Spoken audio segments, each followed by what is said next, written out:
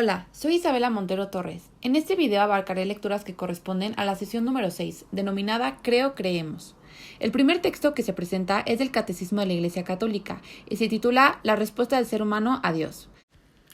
La primera idea comprende la importancia de la revelación, pues es la forma mediante la cual Dios nos invita a comunicarnos con Él, siendo necesaria además la fe, o como la Sagrada Escritura dice, obediencia de la fe.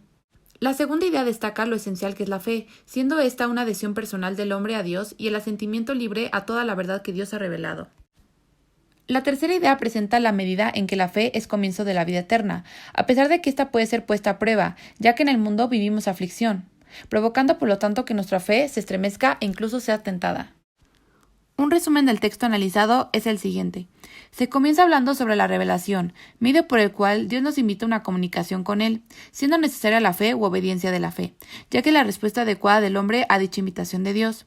Es en este punto en el que se pasa a hablar sobre la fe y su relevancia en nuestras vidas, pues la fe es más cierta que todo conocimiento humano, porque se funda en la palabra misma de Dios.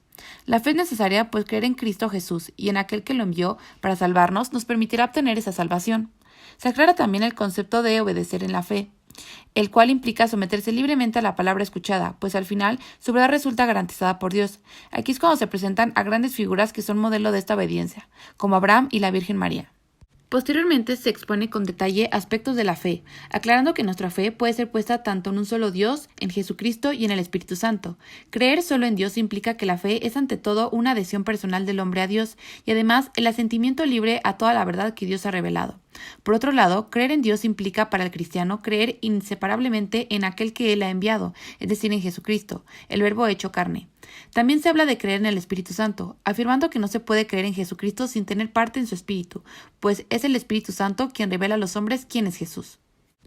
Respecto de la fe, también se habla sobre sus características, destacando que la fe es una gracia, es decir, es un don de Dios, una virtud sobrenatural infundida por Él. La fe es también un acto humano, pues creer es un acto auténticamente humano. Por ello no es contrario ni a la libertad ni a la inteligencia del hombre depositar la confianza en Dios y adherirse a las verdades reveladas por Él. En el texto también se habla sobre la fe y la inteligencia, afirmando que creemos debido a la autoridad que Dios mismo revela y que por lo tanto no puede engañarse ni engañarnos. Sin embargo, Dios quiere que signos certísimos de la revelación divina, como los milagros de Cristo, adaptados a la inteligencia de todos, sean motivos también de credibilidad, mostrando que el asentimiento de la fe no es de ninguna manera un movimiento ciego del espíritu. Entre otros de los puntos importantes que se abarcan son la libertad de la fe, la cual implica que el hombre al creer debe responder necesariamente de manera voluntaria a Dios.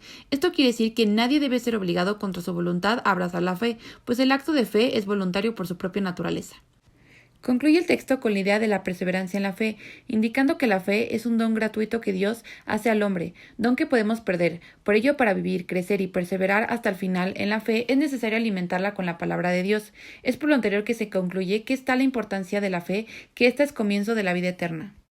El segundo texto es del Catecismo de la Iglesia Católica y se titula Creo en Dios. Las tres ideas principales del texto son las siguientes. La primera idea afirma contundentemente que Dios es único, es decir, no hay más que un solo Dios. Por ello, la fe cristiana cree y confiesa que hay un solo Dios, tanto por naturaleza, por substancia y por esencia. La segunda idea resalta lo misericordioso y clemente que es Dios con los humanos, pues expresa su fidelidad y amor, inclusive cuando la infidelidad del pecado nos consume y el castigo es merecido. La tercera idea presenta que el ser mismo de Dios es amor. Es gracias a su amor eterno que somos salvos, pues es capaz de vencer incluso las peores infidelidades que un ser humano puede cometer. Un resumen del texto analizado es el siguiente. Se empieza hablando sobre el carácter único que Dios tiene, no habiendo más que un solo Dios, lo cual es fundamental, puesto que se trata de un ser supremo que no tiene igual. Se aclara en este sentido que aunque existe el Padre, Hijo y Espíritu Santo, esto no es contrario a la fe en el Dios único. Esto quiere decir que aunque se cree y confiesa firmemente que hay un solo verdadero Dios, el cual es inmenso, inmutable, incomprensible, todopoderoso e inefable, estas tres personas son una sola esencia, substancia o naturaleza absolutamente simple. Por ello, no implica ninguna división en el Dios único. Posteriormente se comenta sobre la revelación del nombre de Dios, dando a conocer por ello la historia en que Dios reveló su nombre divino a Moisés, para que cuando éste fuera a los hijos de Israel a comunicarles que es enviado de el Dios de sus padres, pudiera darlo a conocer precisamente por su nombre. A esto Dios le dijo que el nombre por el que se le debe llamar es Yo soy el que soy. nombre que será para siempre y por el que será invocado de generación en generación, nombre que además expresa perfectamente a Dios, un ser infinitamente por encima de todo lo que podemos comprender o decir.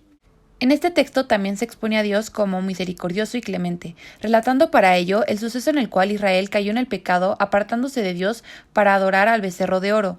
Dios ante ello tuvo misericordia y escuchó por ello la intercesión de Moisés, aceptando marchar en medio de un pueblo infiel, manifestando así su amor y fidelidad. Es tal su misericordia con nosotros que llegó a dar a su propio Hijo, Jesús, para que nos librara del pecado, dando así su vida por nosotros. Cabe resaltar que Dios también es la verdad misma, porque es luz, y por ello sus promesas se realizan siempre, gracias a que sus palabras no pueden engañar. Además, Dios es también verdadero cuando se revela, pues la enseñanza que viene de Él es una ley de verdad. Finalmente en el texto se nos presenta el amor eterno de Dios, afirmando que Dios mismo es amor. Esto se ha reflejado a lo largo de la historia, por ejemplo en Israel, pues la única razón por la que Dios se les revelaba y los escogió entre todos los demás pueblos como pueblo suyo fue por amor. Por ese amor es que no cesó de salvarlo, de perdonarle su infidelidad y sus pecados. Por lo anterior se afirma que Dios amó tanto al mundo que dio a su Hijo único para que éste nos hiciera salvos de nuestros pecados. En todas sus obras, Dios muestra su benevolencia, su bondad, su gracia, su amor, pero también su fiabilidad, su constancia, su fidelidad y su verdad. Por ello, al amar y colocar nuestra fe en el Dios único, debemos reconocer su grandeza y majestad, vivir en acción de gracias, reconocer la unidad y la verdadera dignidad de todos los hombres, hacer buen uso de las cosas creadas y, finalmente, debemos confiar en Dios en todas las circunstancias, inclusive cuando nos encontramos en la inevitable adversidad. Muchas gracias por su atención y hasta luego.